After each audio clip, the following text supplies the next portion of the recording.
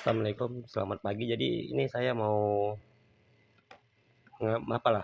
ngasih sedikit tutorial untuk pengguna Kiwan yang merasa unitnya itu kok susah ya. Tapi ini saya jelaskannya ini berharap supaya kawan-kawan ini tidak menyalahkan seperti postingan-postingan kawan terakhir ini kan menyalahkan Krono tuh, katanya Kiwan itu nggak bisa tembus 400. Jadi menyalahkan Krono HTX. Tapi saya di sini pagi ini mau menjelaskan kenapa sih Kiwan ini susah untuk di-upgrade. Ya. Yang pertama kalau mau 400, yang mau 400 itu harus kuat ngokang. Baru pernya harus tebal. Saya mesan per di Barokah Spring itu 1,5, panjang 8,5 cm. Itu dia pernya. Yang jelas mau 400 Kiwan harus tahan untuk ngokangnya.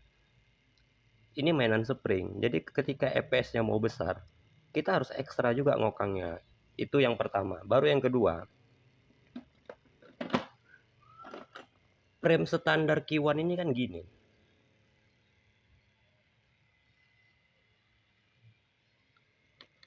Kalau dia pasang slit.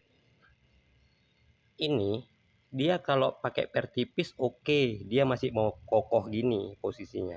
Tapi kalau dikasih per 1,3 aja, ketika dikokang dia nggak akan nahan. Dia pasti bengkok. Oke, seandainya ininya masih ada gitu kan. Ekor piston ini apabila pakai per upgrade, dia akan menahan pergerakan si per bergesekan. Sudah itu ini kan bersentuhan dengan sirset nih. Ini juga menghambat lajunya piston ke depan untuk mendorong angin itu. Dipotong. Memang harus dipotong kalau mau mengejar upgrade 400 itu. Semua. Ini piston ini dari saya beli dari Yuki Ventura, ada dari Sultan Toys, ada. Yang ini yang tipe-tipe polos seperti ini saya beli di Kaipcet. Piston polos seperti ini saya beli di Kaipcet. Jadi saya untuk mencari EPS 400 di Kiwan ini banyak bos, banyak riset gitu. Kalau piston aja silinder saja ada 3 jenis bentuk yang beda gitu. Jadi jangan enak-enak aja bilangkan kita udah capek-capek buat Kiwan 400 dibilang Krono kita yang nggak akurat gitu loh.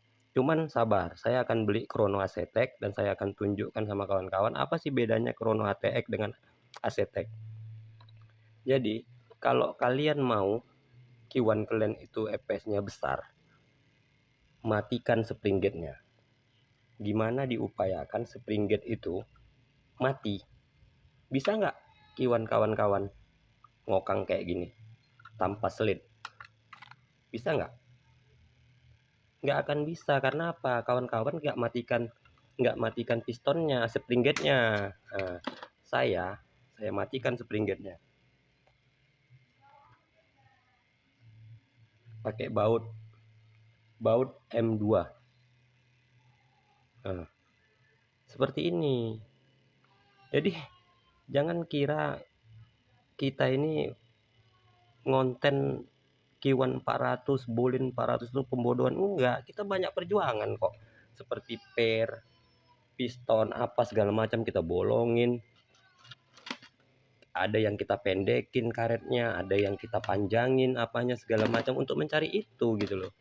Jadi kalau kawan-kawan merasa Kiwannya kurang, bisa kok hubungi saya WA. Kita konsultasi, kita belajar bareng, kita saling mengisi kekurangan kita masing-masing gitu loh. Tapi kalau kalian punya stick itu bisa diapain? Bisa dibuat tanpa baut. Dia kan apanya lebar tuh. Sletnya lebar. Jadi kalau stick ini langsung kalian matikan gitu, dilem, nggak masalah karena stick itu bebas kan. Beda dengan Kiwan. Kiwan tuh kecil. Ketika membuka slide harus membuka spring guide.